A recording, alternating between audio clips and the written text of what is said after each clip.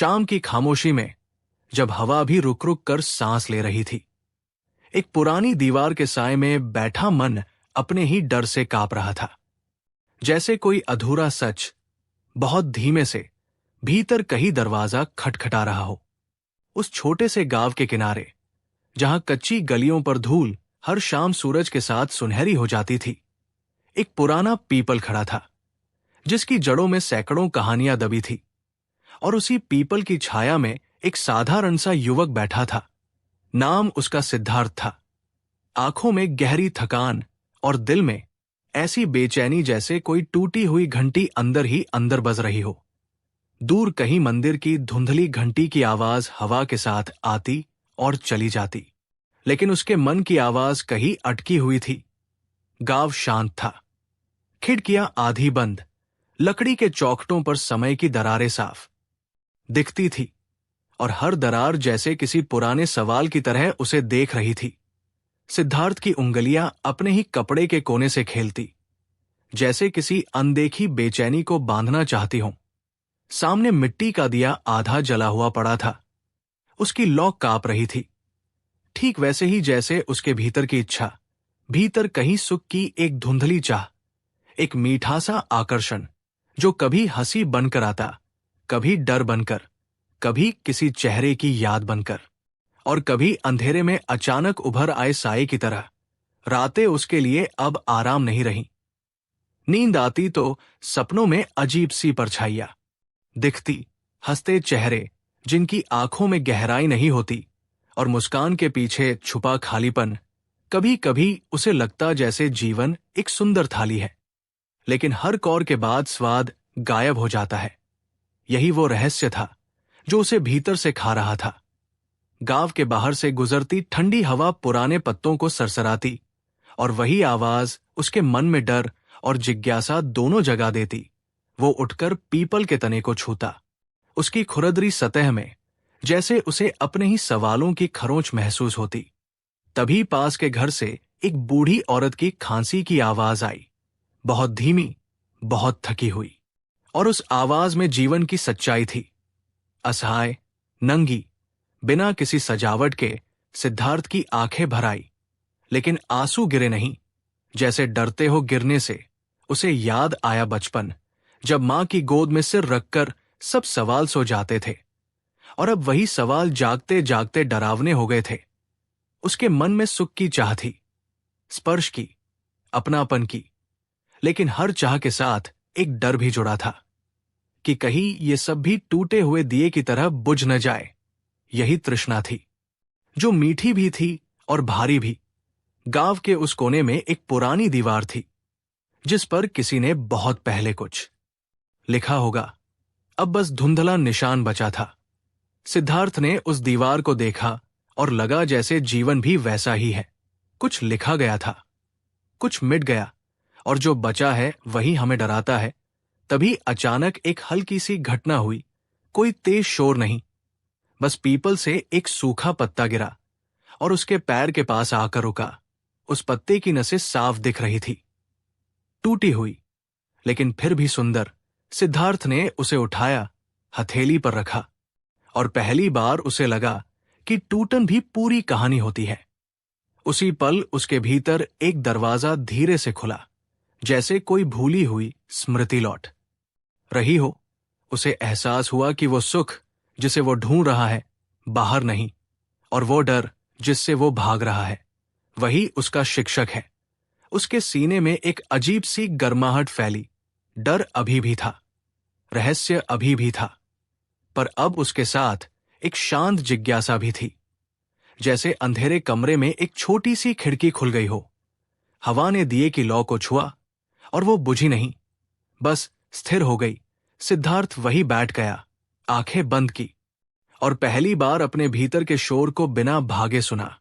डर की सरसराहट, चाह की हल्की खनक, और उनके बीच उभरती एक नई शांति जो अभी पूरी नहीं थी, लेकिन सच्ची थी।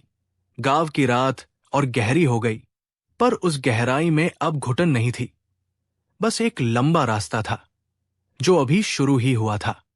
अगर ये शुरुआत आपके मन में कहीं धीरे से ठहर गई हो, तो बस इसे अपने साथ सोने दे।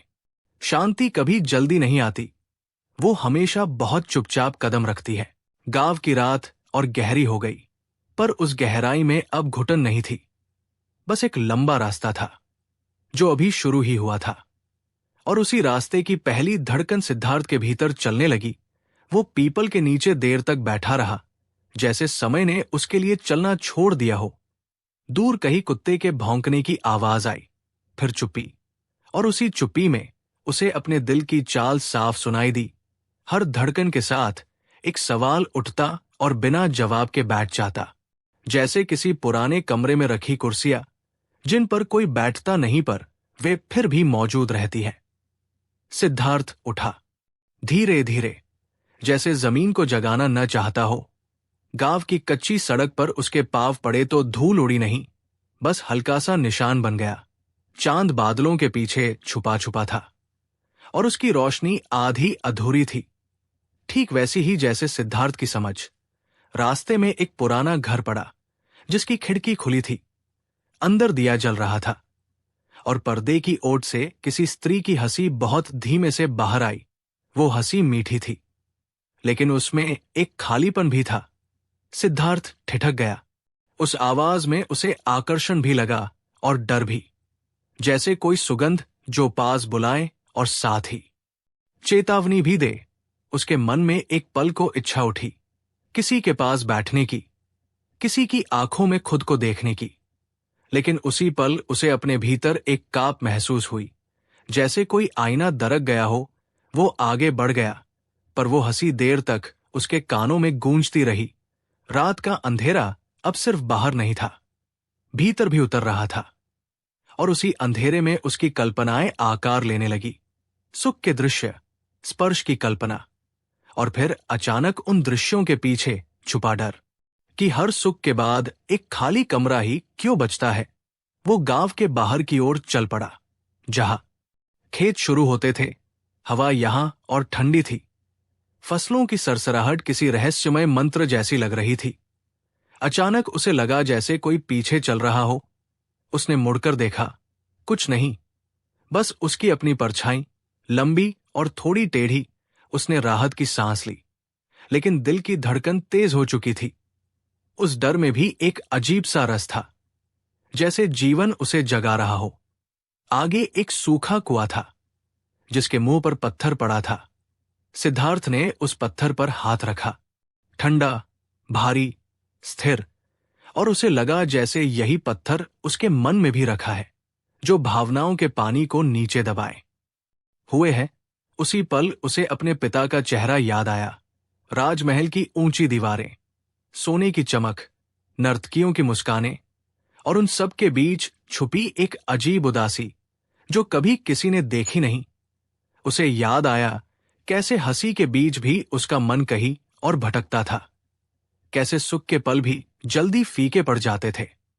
और उसी स्मृति में एक हल्का सा भय भी था कि अगर वो उसी रास्ते पर चलता रहा तो क्या वह भी सूखा कुआं बन जाएगा। उसने आंखें बंद की और पहली बार उस भय को पूरी तरह महसूस किया।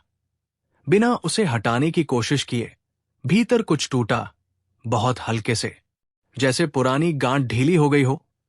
तभी दूर कहीं से किसी पशु की करहाने जैसी आवाज आई। अंधेरे में कुछ हिलता सा दिखा। सिद्धार्थ का शरीर सिहर गया। उसे मृत्यु का ख्याल आया, सड़न, अंत, और उस ख्याल में भी एक अजीब सच्चाई थी कि सब कुछ जो पैदा हुआ है मिटेगा भी। ये सोचकर उसके भीतर एक ठंडक उतरी। डर अभी था, पर वो डर अब उसे निगल नहीं रहा था। वो वापस गांव की ओर मुड़ा, लेकिन वही नहीं था जो कुछ देर पहले निकला था। उसके कदम अब थोड़े हल्के थे, जैसे जमीन से कम बंधे हों। पीपल के पास लौटकर उसने फिर से दिया देखा। उसकी लौ अब भी जल रही थी। शांत, बिना कांपे सिद्धार्थ बैठ गया। उसने अपनी सांसों को गिना, 1, 2, 3। हर सांस के साथ उसके भीतर की हलचल थोड़ी धीमी होती गई। उसे एहसास हुआ कि रहस्य बाहर की घटनाओं में नहीं, बल्कि उस देखने वाले मन में है, जो हर सुख में डर और हर डर में सुख ढूंढता है। रात धीरे धीरे ढलने लगी। पूरब की ओर हल्की सी सफेदी उभरी और उस बदलती रोशनी में सिद्धार्थ ने अपने भीतर एक नई जगह महसूस की, जहां न तो वो पुराना राजकुमार था, न पूरी तरह साधु, बस एक इंसान जो सीख रहा था रुकना, देखना और स्वीकार करना, जैसे कि किसी पुरानी भूल को आखिरकार माफ कर दिया गया हो। अगर ये यात्रा आपके भीतर भी कहीं धीमे से चल पड़ी हो, तो इसे यही थामने की जरूरत नहीं। बस आंखें बंद कीजिए और इस शांति को थोड़ा और पास आने दीजिए। बस आंखें बंद कीजिए और इस शांति को थोड़ा और पास आने दीजिए। और उसी पास आती शांति के बीच सिद्धार्थ की सांसें और गहरी होने लगी, जैसे रात ने उसे अपनी गोद में थोड़ा और खींच लिया हो। पीपल के पत्ते अब हिल नहीं रहे थे, हवा थम गई थी, और उस ठहराव में उसे पहली बार अपने भीतर की आवाज साफ सुनाई दी। कोई शब्द नहीं, बस एक भारी सी अनुभूति, जैसे बहुत समय से बंद कमरे में रखी कोई घंटी अचानक याद आ गई हो। सिद्धार्थ की आंखें बंद थी, लेकिन भीतर दृश्य चल रहे थे। बचपन का आंगन, मां की आंखों में छुपी चिंता, पिता की चुप पी, और उन सब के बीच उसका अपना चेहरा, जो मुस्कुराता तो था पर टिकता नहीं था। उसे लगा जैसे वो अपनी ही जिंदगी को दूर से देख रहा हो, बिना उसमें डूबे। तभी कहीं पास से मिट्टी के घड़े के टूटने की हल्की सी आवाज आई। शायद किसी घर में सुबह की तैयारी शुरू हो रही थी। वो आवाज तेज नहीं थी, पर सिद्धार्थ के मन में गहरी उतर गई। उसे लगा जैसे कुछ और भी टूट रहा है भीतर, बहुत धीरे से। उसकी पीठ के पास रखा पुराना लकड़ी का तख्त ठंडा हो चुका था। उस पर जमी दरारें चांदनी में साफ दिख रही थी, और उन दरारों में उसे अपना ही मन दिखाई दिया, कई हिस्सों में बंटा हुआ, कभी सुख की ओर, कभी डर की ओर, कभी अजीब सी कामना की ओर, जो उसे लज्जा भी देती थी और खींचती भी थी। उसने पहली बार उस कामना से नजर नहीं हटाई, न उसे दबाया, बस देखा। और देखते ही उसे लगा जैसे उसका भार थोड़ा हल्का हो गया हो, जैसे कोई भूतिया छाया रोशनी पड़ते ही पतली हो जाए। दूर खेतों से आती नमी की गंध अब हवा में घुलने लगी थी। सुबह का पहला पक्षी बोला। उसकी आवाज में कोई संदेश नहीं था। फिर भी सिद्धार्थ की छाती में कुछ खुला। वो उठा, बहुत धीरे, जैसे शरीर नहीं, कोई पुरानी आदत खड़ी हो रही हो। उसने पीपल को आखिरी बार छुआ। उसकी जड़ें मजबूत थी, लेकिन बाहर निकली हुई, जैसे दुनिया को थामे हुए हों और खुद भी जमीन से बंधी हों। उसे लगा जैसे यही संतुलन है, बंधना और थामना। वो गांव की गलियों से गुजरने लगा। अब रोशनी बढ़ रही थी, लेकिन लोग अभी भी सोए हुए थे। खिड़कियों पर जमी धूल में सूरज की हल्की किरणें तिरछी रेखाएं बना रही थी। उन रेखाओं में उसे रास्ता दिखा। हर घर के सामने रखे बर्तन, झाड़ू और बंद दरवाजे, सब उसे कुछ कह रहे थे। बिना बोले एक घर के बाहर एक युवती बैठी थी, सिर ढका हुआ, आंखें नीची, हाथ में फूलों की टोकरी। फूल ताजा थे, उनकी खुशबू में जीवन था। सिद्धार्थ का मन एक पल को ठिठका। सौंदर्य था, आकर्षण था, और उसके साथ वही पुराना खिंचाव। लेकिन इस बार उसने उस खिंचाव को पकड़ने की कोशिश नहीं की, बस महसूस किया और आगे बढ़ गया। उस युवती ने उसे देखा, कुछ कहने को हुई, फिर चुप हो गई। उसकी चुप्पी सिद्धार्थ के भीतर देर तक रही, जैसे कोई अधूरा वाक्य। गांव की आखिरी सीमा पर एक टूटा हुआ द्वार था, जो आधा खुला आधा जाम था। सिद्धार्थ ने उसे धक्का दिया। वो चरमराया, जैसे लंबे समय बाद किसी ने उसे छुआ हो। उस आवाज में भय भी था और मुक्ति भी। द्वार के उस पार जंगल शुरू होता था। पेड़ घने थे, रोशनी कम और हवा में ठंडक ज्यादा। सिद्धार्थ कुछ पल वही खड़ा रहा। पीछे गांव, आगे अंधेरा, और उसके भीतर दोनों का संगम। उसे लगा जैसे ये सिर्फ जगह का नहीं, जीवन का मोड़ है। उसने पीछे देखा, धुएं की पतली रेखाएं उठ रही थी। जीवन चल रहा था। फिर उसने आगे देखा, अज्ञात, शांत और थोड़ा डरावना। और उसी डर में उसे पहली बार सच्चा आमंत्रण महसूस हुआ। उसने एक कदम आगे बढ़ाया। जमीन नरम थी, पत्ते गीले, और हर कदम के साथ उसके भीतर कुछ और छूटता गया। नाम, पहचान, उम्मीदें, डर। वो चलता रहा जब तक गांव की आवाजें पूरी तरह पीछे नहीं छूट गई।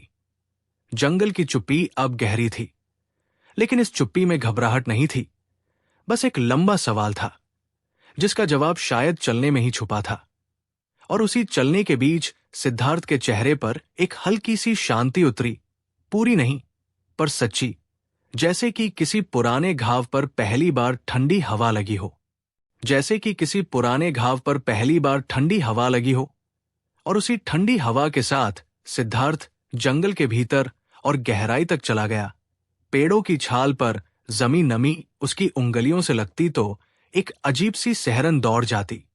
ये सिहरन डर की नहीं थी, बल्कि उस अनजाने से मिलने की थी जिसे वो अब तक टालता आया था। जंगल में रोशनी छन छन करा रही थी, जैसे सूरज भी यहां पूरा उतरने से हिचक रहा हो। जमीन पर गिरे सूखे पत्ते उसके पैरों के नीचे दबते तो हल्की सी आवाज करते, और हर आवाज उसे याद दिलाती कि वो अब अकेला नहीं है। उसका हर कदम उसे सुन रहा है। कुछ दूर चलने पर उसे एक पुरानी कुटिया दिखी। मिट्टी की दीवारें, घास की छत, और सामने एक टूटा हुआ मटका, जैसे किसी ने बहुत पहले यहां रहना छोड़ दिया हो, पर अपनी थकान नहीं। सिद्धार्थ रुका, उस कुटिया को देखा, और उसे लगा जैसे ये उसका ही भीतर है। बाहर से शांत, अंदर से सूना। उसने कुटिया के अंदर झांका। कुछ नहीं था, बस धूल, जाले, और एक कोने में पड़ा हुआ टूटा हुआ दर्पण। दर्पण का शीशा चटक चुका था, पर उसमें उसका चेहरा फिर भी दिख रहा था, टूटा हुआ, कई हिस्सों में बंटा। उसने उस दर्पण में अपनी आंखों को देखा, पहली बार बिना किसी पहचान के। न राजकुमार, न साधक, बस एक थका हुआ मनुष्य। उसी पल उसके भीतर एक अजीब सा भय उठा कि अगर सब पहचाने गिर गई तो बचेगा क्या। और उसी भय के नीचे एक और भावना थी, बहुत गहरी, बहुत शांत, जैसे कोई कह रहा हो कि शायद यही बचना है। वो कुटिया से बाहर आया। पास ही एक सूखा तालाब था। तल में दरारें पड़ी थी, जैसे धरती ने प्यास को रोक रखा हो। सिद्धार्थ तालाब के किनारे बैठ गया और उन दरारों में अपनी इच्छाओं को देखा। सुख की चाह, स्पर्श की स्मृति, आंखों में उतरता सौंदर्य, और फिर उनके पीछे छुपा अंधेरा जो हर बार उसे खाली छोड़ देता था। उसे लगा जैसे ये तालाब भी कभी भरा होगा। लोगों ने इसमें हाथ धोए होंगे, बच्चों ने कूदकर पानी उछाला होगा, और अब ये बस एक याद है। ठीक वैसे ही जैसे उसके भीतर के सुख जो आते हैं और फिर सूख जाते हैं। हवा में अचानक एक भारीपन आया, पत्ते हिलने लगे और जंगल की आवाजें बदल गई। कहीं दूर से किसी जानवर की दबी हुई गुर्राहट सुनाई दी। सिद्धार्थ का शरीर सख्त हो गया। डर उसकी रीढ़ से ऊपर चढ़ा। उसे लगा जैसे मृत्यु बहुत पास है। सांस कुछ पल के लिए अटक गई, और उसी अटकी सांस में उसे जीवन की तीव्रता महसूस हुई। उसने भागने की कोशिश नहीं की, बस वही बैठा रहा, आंखें बंद, कान खुले, दिल तेज। और उस डर के बीच उसने पहली बार देखा कि डर भी एक ऊर्जा है जो भागने को नहीं, रुकने को कहती है।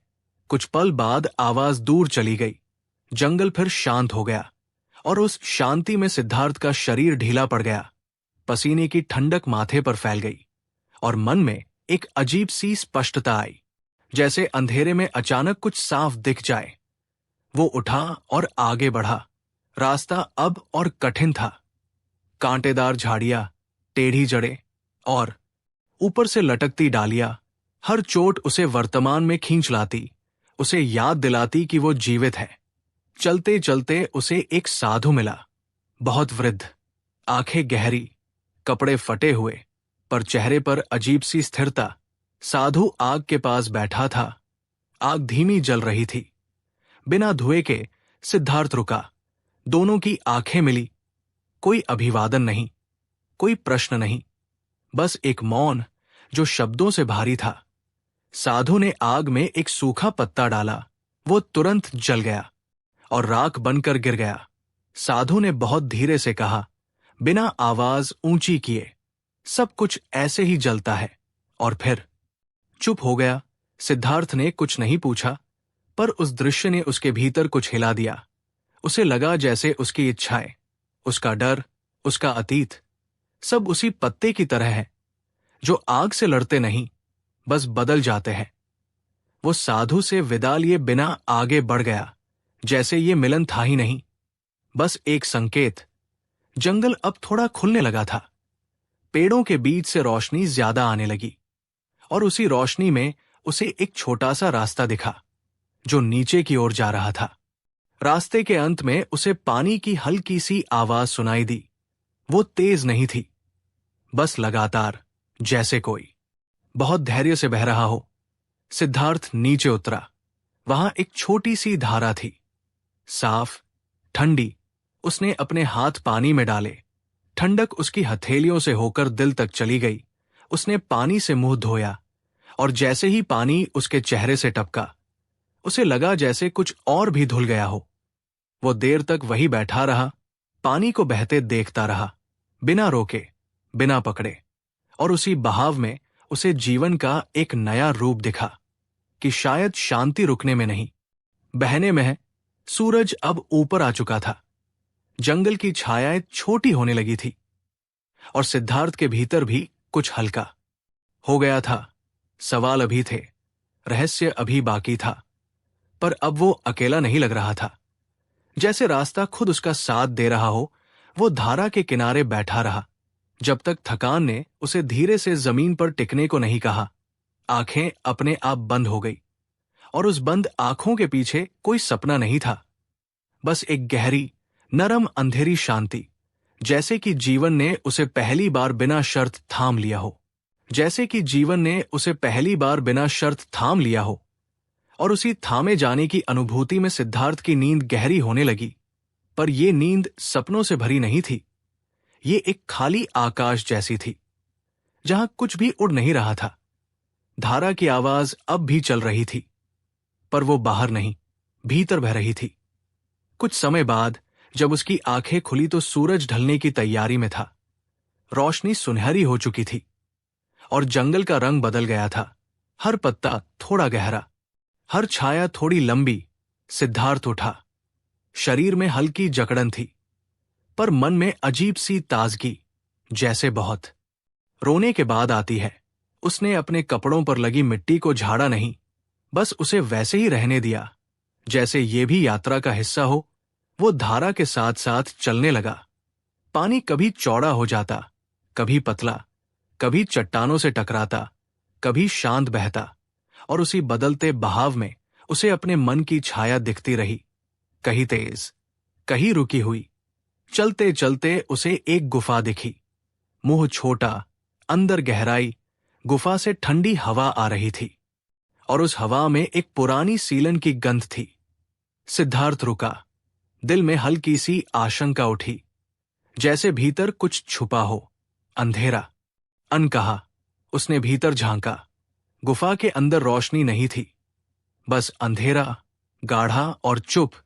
उसी अंधेरे में उसे अपनी ही इच्छाओं की परछाइयां दिखी, दबी हुई कामनाएं, शरीर की यादें, आंखों में ठहरने वाले दृश्य, और उनके पीछे छुपा डर, अपराध बोध और खालीपन। ये अंधेरा डरावना था, पर परिचित भी, जैसे वो इससे पहले भी यहां आ चुका हो। उसने एक कदम भीतर रखा। ठंडक पैरों से ऊपर चढ़ी। दिल की धड़कन तेज हुई, पर उसने कदम वापस नहीं लिया। गुफा की दीवारें खुरदरी थी, और कहीं कहीं पानी टपक रहा था। हर टपकन समय की तरह लग रही थी, गिरती हुई, रुकती नहीं। अचानक उसे लगा जैसे कोई फुसफुसाहट है, बहुत हल्की, शब्द नहीं, बस एक बुलावा। उसके भीतर भय और जिज्ञासा एक साथ उठे। शरीर में सिहरन दौड़ी, पर उसने आंखें बंद कर ली और उसी अंधेरे में खड़ा रहा। कुछ पल बाद फुसफुसाहट रुक गई, और उसके साथ ही उसका डर भी, जैसे दोनों एक दूसरे से जुड़े हों। आंखें खोलने पर उसे कुछ नया नहीं दिखा, पर कुछ पुराना गायब था, जैसे मन का कोई कोना जो हमेशा कांपता रहता था, अब शांत हो गया हो। वो गुफा से बाहर निकला, सांसें गहरी ली। बाहर की रोशनी अब पहले से ज्यादा उजली लग रही थी, जैसे आंखों ने अंधेरे को स्वीकार कर लिया हो। आगे चलते हुए उसे जंगल के किनारे एक छोटा सा आश्रम दिखा, बहुत साधारण, कुछ झोपड़ियां, बीच में एक पुराना बरगद, और उसके नीचे कुछ लोग बैठे थे, चेहरे शांत, आंखें झुकी हुई। कोई बोल नहीं रहा था, पर वहां एक गहरी उपस्थिति थी। सिद्धार्थ ने वहां बैठने की अनुमति नहीं मांगी, बस पास जाकर जमीन पर बैठ गया। किसी ने उसे देखा, किसी ने नहीं, और यही अनदेखापन उसे सुकून दे गया। शाम की आरती की कोई आवाज नहीं थी, कोई मंत्र नहीं, बस चिड़ियों की वापसी और हवा में घुलती ठंडक। एक वृद्ध स्त्री उसके पास से गुजरी, हाथ में मिट्टी का दिया। उसने बिना देखे वह दिया बरगद की जड़ के पास रख दिया। दिया जला, उसकी लौ स्थिर थी। सिद्धार्थ उस लौ को देखता रहा। उसे लगा जैसे ये लौ उसकी ही तरह है, बाहर से छोटी, भीतर से पूरी। उसी पल उसकी आंखों से आंसू बह निकले, बिना किसी वजह के, न दुख के न सुख के, बस एक लंबे थकान के उतर जाने के कारण। उसने उन्हें रोका नहीं। आंसू मिट्टी में गिरते रहे और मिट्टी उन्हें चुपचाप पीती रही, जैसे सब कुछ स्वीकार कर रही हो। रात उतर आई, तारे निकले, और सिद्धार्थ वहीं बैठा रहा, न किसी मंजिल की चिंता, न अगले दिन का डर, बस इस क्षण में टिके रहना। उसे लगा जैसे जीवन उससे कुछ मांग नहीं रहा, बस साथ बैठा है। और उसी साथ में उसे पहली बार एक बहुत कोमल सी खुशी महसूस हुई, न उछलती हुई न दिखती हुई, बस भीतर जलता एक छोटा सा दिया, जो अब बुझने से नहीं डरता था। अगर इस दिए की रोशनी आपके भीतर भी थोड़ी देर ठहर गई हो, तो उसे बुझाने की कोशिश मत कीजिए। बस इतनी देर साथ देने के लिए धन्यवाद। अब शांति को आपको धीरे धीरे अपनी नींद में ले जाने दीजिए, जो अब बुझने से नहीं डरता था। और उसी न डरने की अनुभूति में सिद्धार्थ की सांसें और धीमी होती चली गई। रात गहराती गई। आश्रम के चारों ओर फैली चुप्पी में अब कोई खालीपन नहीं था, बस एक भरा हुआ मौन था, जैसे शब्दों के जाने के बाद बची हुई सच्चाई। तारे ऊपर बहुत शांत थे, न टिमटिमाते हुए न बुलाते हुए, बस मौजूद। सिद्धार्थ जमीन पर लेट गया, पीठ के नीचे ठंडी मिट्टी और सिर के ऊपर खुला आकाश। उसे लगा जैसे पहली बार उसका शरीर भी कहीं पहुंचा है, सिर्फ मन नहीं। आसपास लोग सो चुके थे, किसी की हल्की खर्राटे की आवाज, किसी के करवट बदलने की सरसराहट। सब कुछ बहुत मानवीय था, बहुत साधारण। और इसी साधारणपन में उसे जीवन की गहराई दिखने लगी। उसे याद आया महल का बिस्तर, रेशमी चादरें, खुशबूदार हवा, और वहां भी नींद का ना आना। और यहां इस कठोर जमीन पर लेटे हुए नींद का धीरे धीरे उतर आना, जैसे जीवन ने बहुत हल्के से उसे समझाया हो कि आराम सुविधा में नहीं, सच्चाई में होता है। आंखें बंद होने से पहले उसके मन में एक चेहरा उभरा, यशोधरा का। उसकी आंखों में छुपा सवाल, उसकी चुप्पी में दबा हुआ दुख, और उस स्मृति के साथ उसके भीतर हल्की सी कसक उठी। एक ऐसी कसक जिसमें प्रेम भी था और अपराधबोध भी। उसे लगा जैसे उस प्रेम को छोड़ा नहीं गया, बस किसी और रूप में आगे बढ़ा दिया गया हो। उस भाव में न कोई कामना थी, न कोई डर, बस स्वीकार। और उसी स्वीकार में उसकी नींद गहरी हो गई। आधी रात को अचानक उसकी आंख खुली, बिना किसी आवाज के, जैसे किसी ने भीतर से पुकारा हो। जंगल की ओर से हवा चली, ठंडी और थोड़ी भारी। पत्तों की सरसराहट में उसे कुछ असामान्य लगा। उसने उठकर देखा, आश्रम के बाहर अंधेरा और घना लग रहा था, जैसे किसी ने उसमें स्याही घोल दी हो। उसका दिल तेज धड़का, पुराने डर की परछाई फिर से उभरी, मृत्यु का, अकेलेपन का, और उसी के साथ एक अजीब सी जिज्ञासा भी। उसने चुपचाप उठकर जंगल की ओर कदम बढ़ाए। पांव नंगे थे, कांटे चुभे, पर उसने ध्यान नहीं दिया। अंधेरा अब डरावना लगने लगा था। पेड़ों की आकृतियां टेढ़ी, छायाएं हिलती हुई, और उसी अंधेरे में उसे अपने भीतर की वासना की छाया दिखी, दबी हुई, अधूरी, जो कभी कभी डर बनकर लौट आती थी। उसे लगा जैसे अंधेरा उसे परख रहा हो। वो रुका नहीं, चलता रहा। अचानक उसे लगा जैसे कोई सामने खड़ा है, बहुत पास। उसने सांस रोकी, आंखें फैल गई, पर सामने कुछ नहीं था, बस उसकी अपनी परछाई, जो आग की दूर की लौ से बन रही थी। उस पल उसे हंसी आ गई, बहुत हल्की, बिना आवाज के, जैसे उसने अपने ही डर को पहचान लिया हो। वो एक गिरे हुए पेड़ के तने पर बैठ गया। दिल की धड़कन धीरे धीरे सामान्य हुई, और उसी शांत होती धड़कन में उसे समझ आया कि डर भी मन की एक रचना है, जो तब तक बड़ा रहता है जब तक उसे देखा न जाए। कुछ देर बाद जंगल की आवाजें फिर सामान्य हो गई। झींगुर, पत्ते, दूर बहती धारा, और इन सब के बीच सिद्धार्थ की उपस्थिति स्थिर हो गई।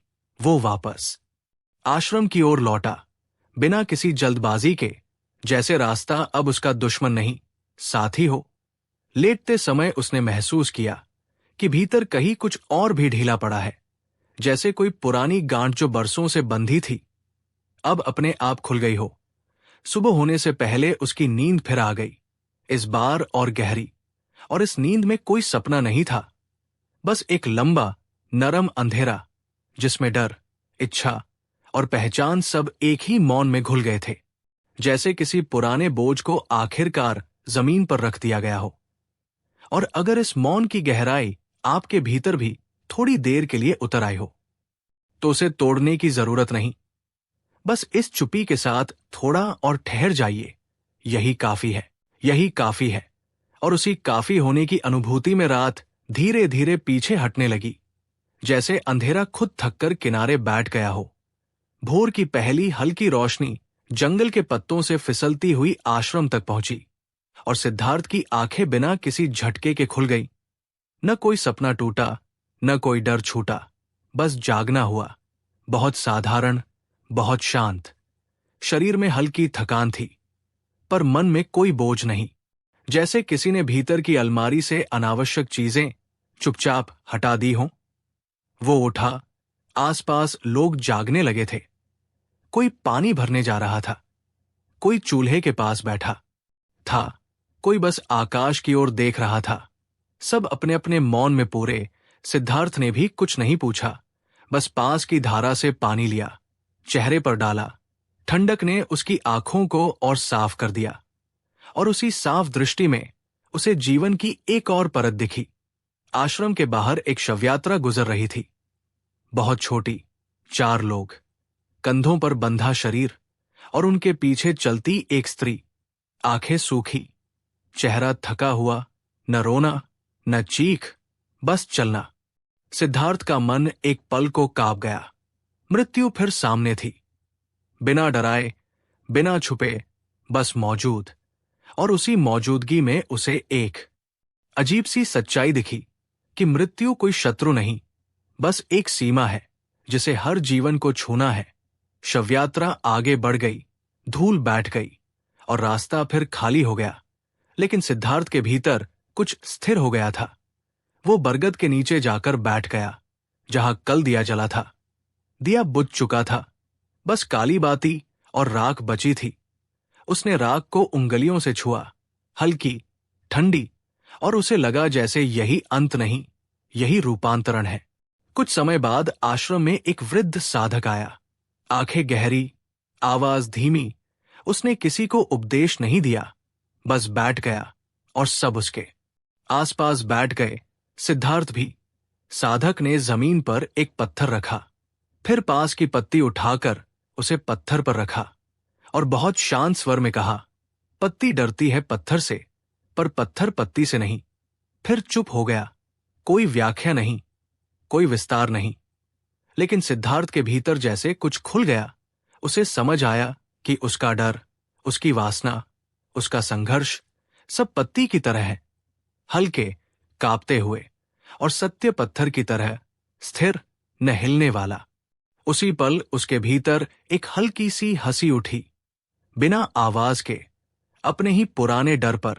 साधक उठकर चला गया, जैसे आया ही न हो। दिन चढ़ने लगा, सूरज की रोशनी तेज हुई, और उसी रोशनी में सिद्धार्थ ने देखा कि उसका मन अब हर दृश्य को पकड़ने की कोशिश नहीं कर रहा, जो आ रहा है, आ रहा है, जो जा रहा है, जा रहा है। दोपहर के समय आश्रम के पास से कुछ व्यापारी गुजरे, हंसते हुए, बातें करते हुए। उनके शब्दों में संसार की चमक थी, लालच भी, जीवन भी। सिद्धार्थ ने उन्हें देखा और पहली बार उसके भीतर न आकर्षण उठा, न घृणा, बस समझ। जैसे कोई कहानी जो सुनी जाती है, जीने की जरूरत नहीं पड़ती। शाम को एक बच्चा आश्रम में आया, हाथ में टूटी हुई लकड़ी की गाड़ी, आंखों में उत्सुकता।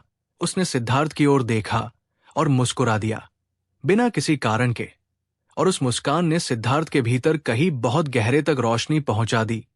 उसे लगा जैसे जीवन अब सवाल नहीं पूछ रहा, बस मुस्कुरा रहा है। रात फिर उतरी, इस बार डर लेकर नहीं, बस विश्राम लेकर। सिद्धार्थ उसी जगह लेट गया जहां कल लेटा था। आकाश वैसा ही था, तारे वैसे ही, पर देखने वाला बदल चुका था। भीतर अब न कोई भागने की जल्दी थी, न कुछ पाने की बेचैनी, बस होना था। और उसी होने में एक ऐसी शांति थी जो ऊंची नहीं, गहरी थी, भारी नहीं, हल्की थी। जैसे कि किसी बहुत पुराने शोर को आखिरकार सुन लिया गया हो, और अब वो खुद ही चुप हो गया हो, और अब वो खुद ही चुप हो गया हो। इसी चुप्पी के साथ सिद्धार्थ के दिन आश्रम में बहने लगे, बिना गिने, बिना नाम दिए। सुबह आती, शाम जाती, और बीच का समय जैसे किसी नदी की सतह पर तैरता रहता, कभी धूप में चमकता, कभी छाया में गुम। वो अब किसी खोज में नहीं था, फिर भी हर क्षण में कुछ खुलता जा रहा था। एक दिन उसने देखा कि आश्रम के पास एक घायल हिरन पड़ा है, सांस तेज, आंखों में भय। किसी शिकारी के तीर का हल्का सा निशान उसके पैर में था। लोग पास से गुजरते रहे, किसी ने देखा, किसी ने नहीं। सिद्धार्थ चुपचाप उसके पास बैठ गया, बिना छुए, बिना कुछ कहे, बस बैठा रहा। कुछ देर बाद हिरन की सांसें धीमी होने लगी, जैसे किसी ने उसके डर को थाम लिया हो। उस पल सिद्धार्थ के भीतर एक गहरी करुणा उतरी, ऐसी करुणा जिसमें दुख नहीं, बस जुड़ाव था। उसे लगा जैसे हर जीव उसके अपने भीतर का ही एक रूप है, घायल, डरा हुआ और शांति की तलाश में। शाम को जब हिरन उठकर जंगल की ओर चला गया, तो सिद्धार्थ की आंखों में न खुशी थी, न उदासी, बस एक शांत स्वीकार। उसी रात उसे पहली बार एक सपना आया, सपना नहीं बल्कि एक दृश्य। वो खुद एक महल में खड़ा था, दीवारें चमकदार, पर हवा बंद, सांस भारी। और बाहर खिड़की के पास वही पीपल खड़ा था, जिसकी छाया में उसने पहली बेचैनी महसूस की थी। उसने खिड़की खोली, हवा आई, दिए हिले, और महल की दीवारों पर दरारें दिखने लगी। वो चौंक कर उठा। पसीना नहीं था, डर नहीं था, बस एक समझ कि जो बंद है वही डराता है, और जो खुलता है वही डर को बहा ले जाता है। अगले दिन आश्रम में एक युवक आया, आंखों में आग, शब्दों में क्रोध। वो बोला, जीवन अन्याय है, सब कुछ छीन लेता है। सिद्धार्थ ने उसे देखा, सुना, पर जवाब नहीं दिया। कुछ देर बाद युवक थक गया, चुप हो गया, और उसी चुप्पी में उसके कंधे ढीले पड़ गए। जाते जाते उसने सिद्धार्थ की ओर देखा, जैसे कुछ खोया और कुछ पाया हो। सिद्धार्थ समझ गया कि हर व्यक्ति सिर्फ सुना जाना चाहता है, ठीक वैसे ही जैसे उसका मन कभी चाहता था। दिनों के साथ उसकी इंद्रियां और सूक्ष्म होने लगी। हवा का स्पर्श, पत्ते की गंध, पानी की ठंडक, सब कुछ स्पष्ट, पर पकड़ में नहीं। कभी कभी पुराने दृश्य लौटते, यशोधरा की आंखें, बच्चे की कल्पना, राजसी जीवन की स्मृति, और उनके साथ एक हल्की सी टीस। लेकिन अब वो टीस जलाती नहीं थी, बस याद दिलाती थी कि प्रेम भी बंधन नहीं, अगर उसमें पकड़ न हो। एक शाम जंगल में आग लगी, दूर, बहुत दूर, आकाश में लालिमा फैल गई, लोगों में हलचल हुई, डर की फुसफुसाहट फैली। सिद्धार्थ वही बैठा रहा, आग को देखता रहा। उसे लगा जैसे ये वही आग है जो भीतर जलती थी, और जैसे जंगल की आग भी अंत में राख बन जाती है, वैसे ही भीतर की आग भी शांत हो सकती है। रात को बारिश आई, हल्की, लगातार। आग बुझ गई, धूल बैठ गई और हवा में मिट्टी की सोंधी खुशबू भर गई। सिद्धार्थ बारिश में भीगता रहा, बिना छत खोजे, हर बूंद जैसे कुछ धो रही हो। और उसी भीगने में उसे लगा जैसे शरीर, मन, स्मृतियां सब एक ही धरातल पर आ गए हों। न ऊंच न नीच, बस जीवन। जब रात गहरी हुई तो वो एक पेड़ के नीचे बैठ गया। पानी टपकता रहा, पत्ते चमकते रहे और उसके भीतर एक बहुत शांत प्रसन्नता फैल गई। ऐसी प्रसन्नता जिसमें कोई कारण नहीं था, कोई कहानी नहीं, बस होना। जैसे कि बहुत समय बाद किसी ने भीतर से कहा हो, अब तुम सुरक्षित हो। और अगर इस सुरक्षा की अनुभूति ने आपके भीतर भी कहीं बहुत धीरे से दस्तक दी हो, तो उसे शब्दों में बांधने की जरूरत नहीं, बस इसे अपने साथ रहने दीजिए। यही शांति की असली भाषा है, यही शांति की असली भाषा है। और उसी भाषा में सिद्धार्थ के भीतर का संवाद अब बिना शब्दों के चलने लगा। दिन और रात का फर्क कम होता गया, जैसे समय ने उसके लिए आवाज धीमी कर दी हो। वो अब हर सुबह आंख खोलते ही किसी उद्देश्य को नहीं पकड़ता था, बस उठता, सांस लेता और जो सामने होता उसे वैसा ही रहने देता। एक दिन आश्रम के बाहर एक स्त्री आई, चेहरा ढका हुआ, आंखों में थकान और भीतर दबी हुई आग। उसके चलने में एक अजीब सी जल्दी थी, जैसे वो कहीं से भागकर आई हो। वो सिद्धार्थ के पास बैठी, कुछ देर चुप रही, फिर अचानक उसके शब्द फूट पड़े। जीवन ने उसके साथ छल किया था, प्रेम ने उसे खाली छोड़ दिया था, शरीर ने उसे दोषी महसूस कराया था। उसकी आवाज में क्रोध भी था, शर्म भी, और कहीं बहुत भीतर एक टूटा हुआ विश्वास। सिद्धार्थ ने उसकी ओर देखा, बहुत शांत, बिना सहानुभूति दिखाए, बिना सांत्वना दिए, बस पूरी तरह उपस्थित।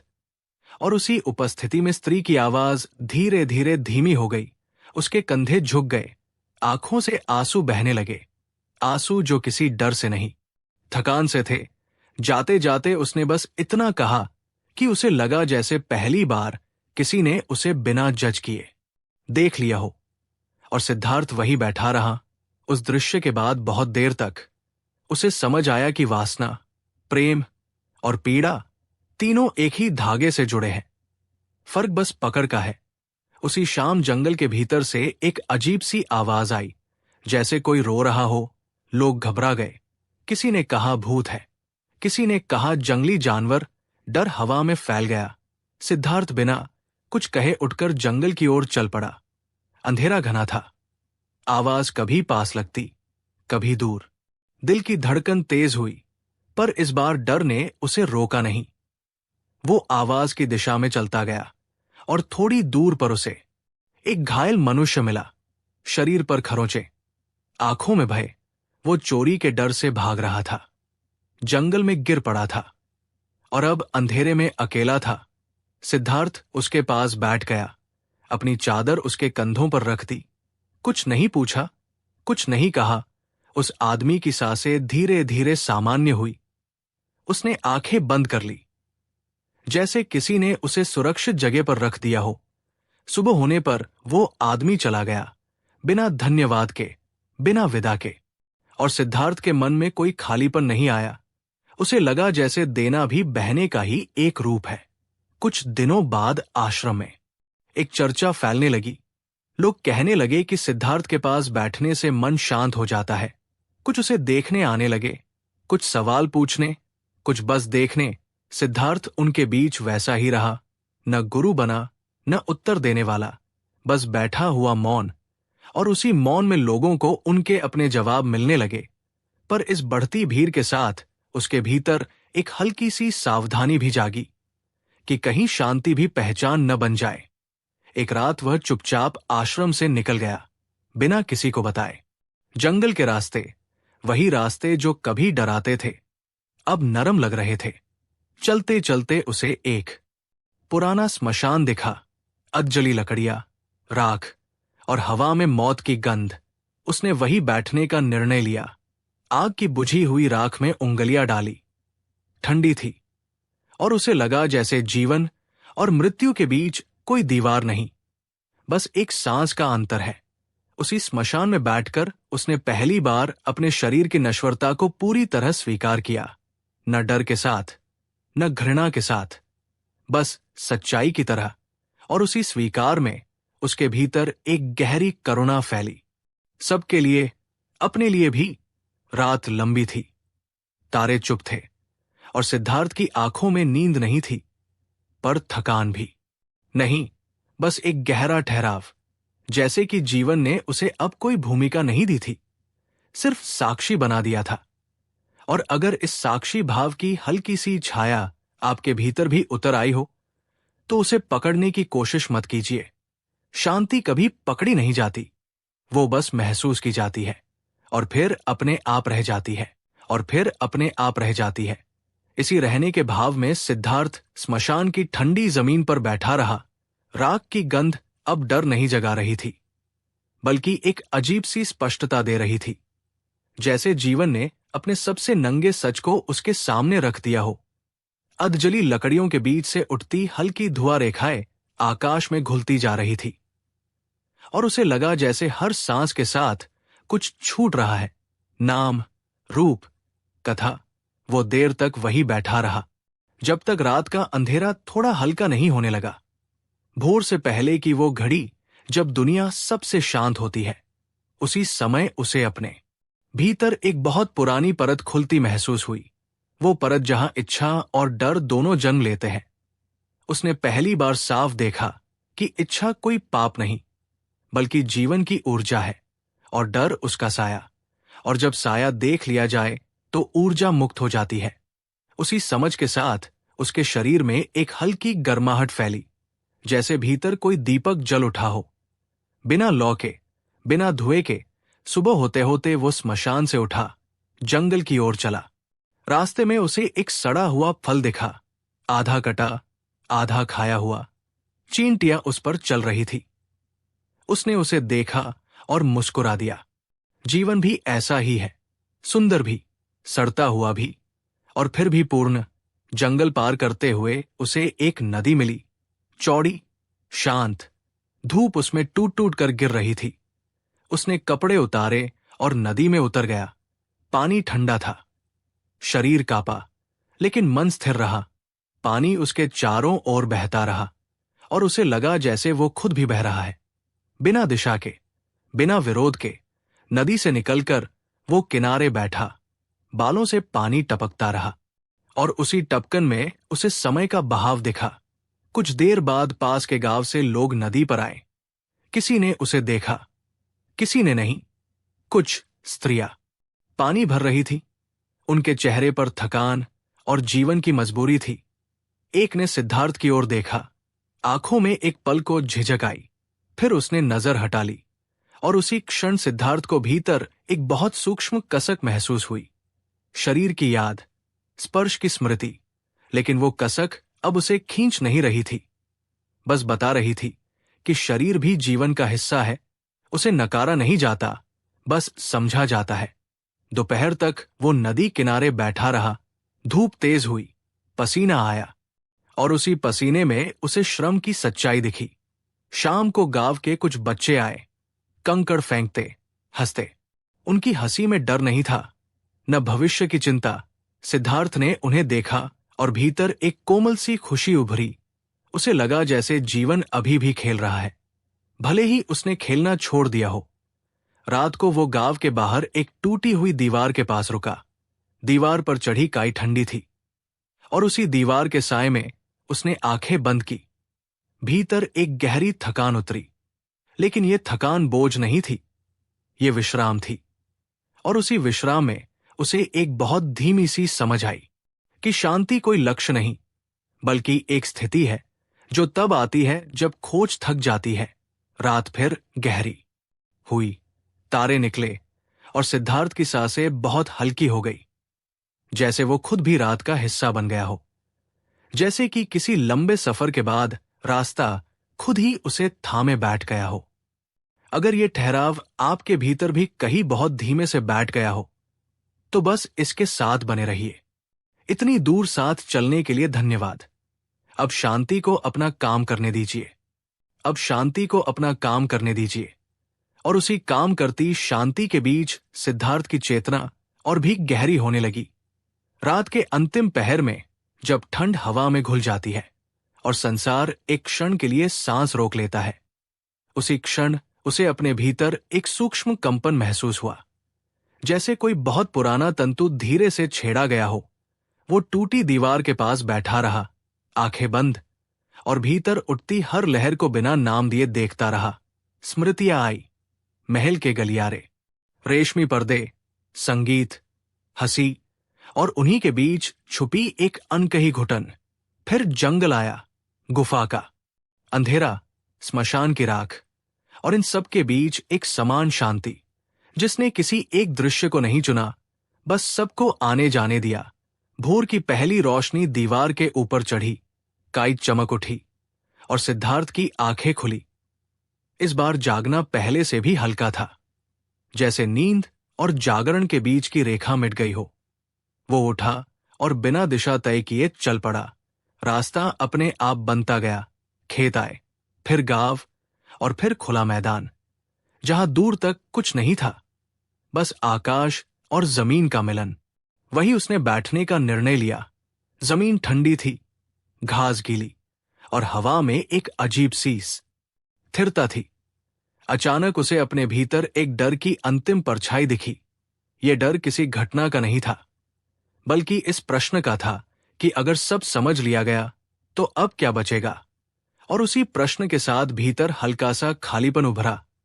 लेकिन वो खालीपन डरावना नहीं था, वो खुला था, जैसे बिना फर्नीचर का कमरा, जहां कुछ भी रखा जा सकता है या कुछ भी नहीं। उसी खालीपन में उसे पहली बार एक बहुत गहरी खुशी महसूस हुई, कारणहीन, शांत, स्थिर, जैसे कोई बोझ अचानक उतर गया हो। उसे लगा जैसे वो अब किसी भूमिका को निभाने के लिए जीवित नहीं है, बस जीवित है। दोपहर के समय कुछ यात्री वहां से गुजरे। उन्होंने उसे देखा, सिर हिलाया, आगे बढ़ गए। न जिज्ञासा, न सम्मान, और इसी साधारण व्यवहार में सिद्धार्थ को गहरा सुकून मिला। शाम को आकाश में बादल आए, हवा भारी हुई, और अचानक तेज बारिश शुरू हो गई। वो वहीं बैठा रहा, पानी में भीगता, कपड़े शरीर से चिपक गए, ठंड लगी, लेकिन मन स्थिर रहा। बारिश की धाराएं उसके चेहरे से होकर जमीन में मिलती रही, और उसे लगा जैसे भीतर का आखिरी विरोध भी बह गया हो। बारिश थमी, आकाश साफ हुआ, और उसी साफ आकाश के नीचे उसने अपने भीतर एक निर्णायक शांति देखी।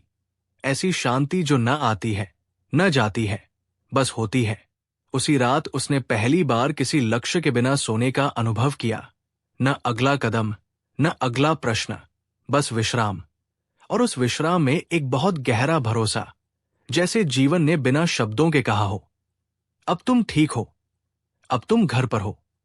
जैसे कि किसी बहुत पुराने डर को आखिरकार पहचान लिया गया हो, और पहचानते ही वो अपने आप विदा हो गया हो, और पहचानते ही वो अपने आप विदा हो गया हो। उसी विदाई के बाद सिद्धार्थ के भीतर कुछ ठहर गया, जैसे लंबे समय से बहती नदी अचानक समुद्र से मिल गई हो, और अब उसे कहीं जाना न हो। वो रात बिना करवट बदले बीत गई। न नींद गहरी थी न हल्की, बस एक निरंतर विश्राम था।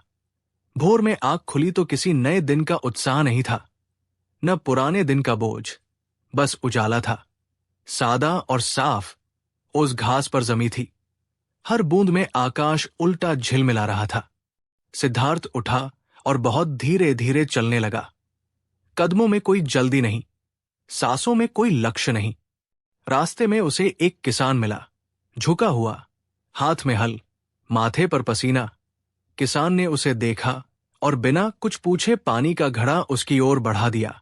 सिद्धार्थ ने पानी पिया, ठंडा, सच्चा, और उसी घूंट में उसे जीवन की सरलता समझ में आ गई कि जो दिया जाता है वही पर्याप्त होता है। किसान मुस्कुराया और अपने काम में लौट गया। कोई नाम नहीं पूछा गया, कोई कथा नहीं जानी गई, और इसी अनजान अपनापन में सिद्धार्थ को गहरी तृप्ति मिली। आगे चलते हुए वो एक छोटे से गांव में पहुंचा, जहां लोग अपने अपने दुख और सुख में व्यस्त थे। कोई बीमार बच्चे को गोद में लिए था, कोई अनाज तौल रहा था, कोई आपस में झगड़ रहा था, और इन सब के बीच जीवन बिना रुके चल रहा था। सिद्धार्थ एक दीवार के साए में बैठ गया। दीवार पर पुरानी दरारें थी, उन दरारों में धूल और समय भरा था। उसने उन्हें देखा और मुस्कुराया, क्योंकि अब दरारें उसे डराती नहीं थी, वे बस याद दिलाती थी कि टूटन भी जीवन का स्वाभाविक रूप है। थोड़ी देर बाद एक बूढ़ा आदमी उसके पास आकर बैठा, सांस भारी, आंखें थकी हुई।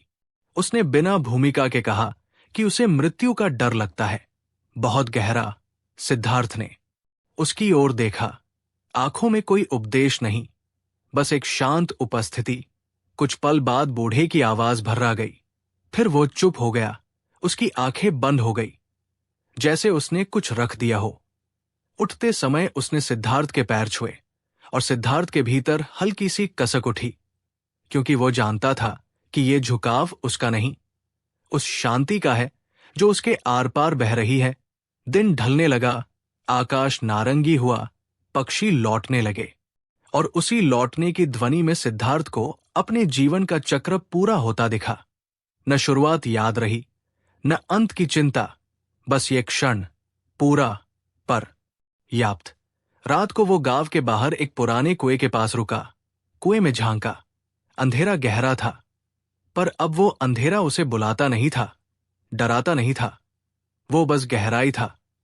उसने आंखें बंद की और भीतर भी वही गहराई महसूस की, और पहली बार उसे स्पष्ट हुआ कि शांति कोई अनुभव नहीं, बल्कि देखने वाला बदल जाने का नाम है। जब देखने वाला थक जाता है, तब जीवन अपने आप सरल हो जाता है।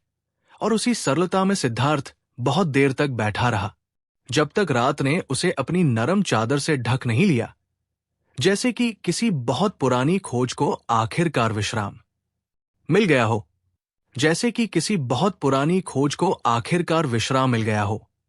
और उसी विश्राम में सिद्धार्थ की देह और मन दोनों एक गहरी स्थिरता में टिके रहे। रात बिना किसी हलचल के गुजर गई, जैसे समय ने स्वयं को समेट लिया हो। भोर की हल्की रोशनी जब उसकी बंद पलकों पर पड़ी तो भीतर कोई विचार नहीं उठा, कोई योजना नहीं बनी, बस आंखें खुली और दृश्य अपने आप सामने आ गया। कुएं के पास की मिट्टी ठंडी थी, हवा में हल्की नमी थी, और दूर कहीं गांव जाग रहा था। सिद्धार्थ उठा और बहुत सहज भाव से चल पड़ा। इस बार न जंगल की ओर, न स्मशान की ओर, बल्कि जीवन की उसी धारा की ओर जहां लोग रहते हैं, दुखी होते हैं, हंसते हैं, और फिर भी आगे बढ़ते रहते हैं। रास्ते में उसे वही पीपल फिर दिखा, जिसके नीचे कभी उसकी बेचैनी ने पहली बार आकार लिया था। पेड़ वही था, जड़ें वही, पत्तों की सरसराहट भी वही, पर बैठने वाला अब वही नहीं था। उसने पीपल के तने को छुआ, आंखें बंद की, और भीतर किसी स्मृति ने सिर नहीं उठाया, न अतीत ने बुलाया, न भविष्य ने डराया। सब कुछ यही ठहरा हुआ था। गांव में प्रवेश करते ही लोग उसे देखने लगे, कुछ पहचान में, कुछ अनजान, कुछ के चेहरे पर सवाल, कुछ पर उम्मीद। एक स्त्री अपने बच्चे को उठाए खड़ी थी, बच्चा रो रहा था। सिद्धार्थ पास गया, बिना बोले बच्चे की ओर देखा, और रोना धीरे धीरे थम गया, जैसे किसी ने भीतर की गांठ खोल दी हो। स्त्री की आंखें भर आई, उसने कुछ कहना चाहा, फिर चुप हो गई। शब्द अब अनावश्यक लग रहे थे। आगे एक युवक खड़ा था, आंखों में वही पुरानी आग, वही बेचैनी जो कभी सिद्धार्थ की अपनी थी। युवक ने पूछा, जीवन का अर्थ क्या है? सिद्धार्थ ने उसकी ओर देखा, बहुत देर तक, फिर बस इतना कहा, सांस लो और इस पल को पूरा देखो। युवक कुछ समझा, कुछ नहीं, लेकिन उसके चेहरे की कठोरता थोड़ी ढीली पड़ गई। दिन भर लोग आते रहे, कोई दुख लेकर, कोई सवाल लेकर, कोई बस देखने, और सिद्धार्थ हर किसी के साथ वैसा ही रहा जैसा हवा रहती है, न चुनती है, न रोकती है। शाम को गांव के किनारे एक चिता जली, आग की लपटें उठीं, और उसी आग में किसी का शरीर बदल रहा था। लोग रो रहे थे, कोई चुप था, कोई व्याकुल। सिद्धार्थ ने आग को देखा, और भीतर कोई कंपन नहीं हुआ, न उदासी, न कठोरता, बस गहरा करुणा, जो आंसू नहीं मांगती। रात को वो फिर पीपल के नीचे बैठा। चांद आधा था, हवा धीमी, और उसी धीमी हवा में उसे ये साफ दिखा कि शांति किसी पहाड़ पर नहीं मिलती, न जंगल में, न स्मशान में। वो तब प्रकट होती है जब मन स्वयं को पकड़ना छोड़ देता है, और उसी छोड़ने में जीवन अपने आप उजला हो जाता है। सिद्धार्थ की आंखें बंद हुई और भीतर कोई आवाज नहीं थी, बस एक गहरी, सधी हुई उपस्थिति, जैसे दीपक जल रहा हो, बिना ये पूछे कि वह किसके लिए है। और उसी मौन में यह स्पष्ट हो गया कि अब खोज समाप्त नहीं हुई, बल्कि खोज और खोजने वाले के बीच का भेद ही मिट गया है। जैसे कि किसी पुराने सवाल को अब पूछने वाला ही याद न रहा हो। जैसे कि किसी पुराने सवाल को अब पूछने वाला ही याद न रहा हो। उसी विस्मृति में सिद्धार्थ की सांसें इतनी सहज हो गई कि उन्हें गिनने की भी जरूरत न रही। रात पीपल के पत्तों के बीच से उतरती रही और चांद की रोशनी जमीन पर ऐसे फैल गई जैसे किसी ने चुपचाप सफेद चादर बिछा दी हो। गांव सो चुका था। दूर कहीं कुत्ते की हल्की आवाज आई और फिर सब शांत हो गया। सिद्धार्थ वही बैठा रहा, न ध्यान में, न विचार में, बस उपस्थित। और उसी उपस्थिति में उसे जीवन का अंतिम और सबसे कोमल रहस्य साफ दिखा कि दुख कभी बाहर नहीं था, ना सुख कहीं दूर छुपा था। दोनों उसी मन की लहरें थी जो पकड़ने से ऊंची और छोड़ने से शांत हो जाती है।